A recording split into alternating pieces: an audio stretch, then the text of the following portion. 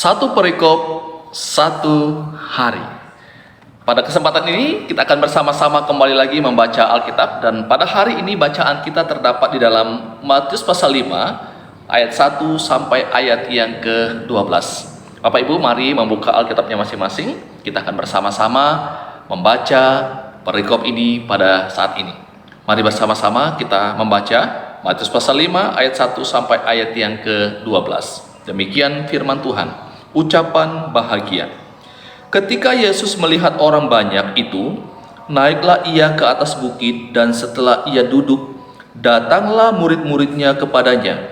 Maka Yesus pun mulai berbicara dan mengajar mereka, katanya, "Berbahagialah orang yang miskin di hadapan Allah, karena merekalah yang empunya kerajaan sorga. Berbahagialah orang yang berduka cita, karena mereka akan dihibur. Berbahagialah orang yang lemah lembut, karena mereka akan memiliki bumi. Berbahagialah orang yang lapar dan haus akan kebenaran, karena mereka akan dipuaskan. Berbahagialah orang yang murah hatinya, karena mereka akan beroleh kemurahan. Berbahagialah orang yang suci hatinya, karena mereka akan melihat Allah. Berbahagialah orang yang membawa damai, karena mereka akan disebut anak-anak Allah. Berbahagialah orang yang dianiaya oleh sebab kebenaran, karena mereka yang empunya kerajaan sorga. Berbahagialah kamu jika karena aku kamu dicela dan dianiaya, dan kepadamu difitnahkan segala yang jahat. Bersukacita dan bergembiralah, karena upahmu besar di sorga. Sebab demikian juga telah dianiaya nabi-nabi yang sebelum kamu." Bapak Ibu Saudara, melalui pembacaan kita pada saat ini berbicara tentang ucapan bahagia. Tentu banyak pelajaran-pelajaran yang kita bisa dapatkan melalui ucapan bahagia yang disampaikan oleh Yesus di dalam teks ini. Tetapi saya mau membawa kita memperhatikan pada ayat yang ketiga saja. Di sana Yesus katakan begini, "Berbahagialah orang yang miskin di hadapan Allah, karena merekalah yang empunya kerajaan sorga." Bapak Ibu, ada kata miskin yang disebutkan oleh Yesus di dalam bagian ini. Kata miskin yang disebutkan oleh Yesus di dalam bagian ini tidak dalam pengertian miskin secara materi atau miskin secara keuangan.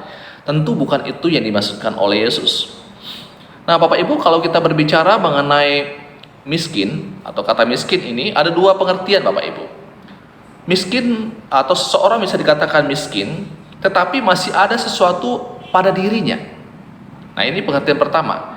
Tapi kata miskin yang kedua Bapak Ibu, itu dalam pengertian orang yang betul-betul tidak memiliki sesuatu apapun di dalam dirinya. Betul-betul tidak ada sesuatu pun di dalam dirinya. Nah, ketika Yesus kemudian menyebut kata miskin ini menunjuk kepada kata miskin yang pada pengertian yang kedua, yang betul-betul tidak memiliki sesuatu apapun pada dirinya. Sekarang pertanyaannya, mengapa kemudian Yesus katakan bahwa orang yang miskin di hadapan Allah itu akan empunya kerajaan sorga? Karena Bapak Ibu, orang-orang yang seperti ini adalah orang yang sadar diri. Dia sadar bahwa tidak ada sesuatu yang baik pada dirinya, tetapi yang ada pada dirinya itu adalah hanyalah dosa dan dosa. Dan ketika ia datang kepada Tuhan, dia sadar bahwa dirinya tidak layak di hadapan Tuhan. Orang yang tipe seperti ini Bapak Ibu adalah orang yang betul-betul sadar bahwa dirinya ada di hadapan Tuhan, dirinya diselamatkan hanya karena anugerah Allah, hanya karena kasih setia Tuhan pada dirinya. Tidak ada sesuatu pun yang dia dapat banggakan di hadapan Tuhan. Tidak ada satu prestasi-prestasi rohani yang dapat dia banggakan untuk bawa kepada Tuhan, yang kemudian buat Tuhan senang dan kemudian buat Tuhan berkenan dan memasukkan dia ke dalam kerajaan sorga. Nah, Bapak Ibu Saudara yang dikasihi oleh Tuhan Yesus Kristus, itulah sebabnya Yesus katakan berbahagialah, atau lebih tepatnya diberkatilah orang yang miskin di hadapan Allah. Orang yang betul-betul sadar bahwa tidak ada sesuatu pun yang baik yang ada pada dirinya yang layak dia bawa kepada Tuhan. Kalau ia bisa diselamatkan, kalau saudara bisa diselamatkan, saya bisa diselamatkan, itu semata-mata hanya karena anugerah Allah bagi kita. Bapak Ibu Saudara, penting sekali untuk kita menyadari akan hal ini, supaya kita tahu diri bahwa siapa kita ini di hadapan Tuhan. Kita sadar bahwa kita ini diselamatkan hanya karena anugerah Allah bagi kehidupan kita. Itu sebabnya kita terus bersyukur kepada Tuhan. Dan sebagai rasa syukur kita kepada Tuhan, terus kita gunakan hidup kita ini melayani Dia sampai akhir, melayani Dia dengan giat, karena Allah telah beranugerah bagi saya dan saudara.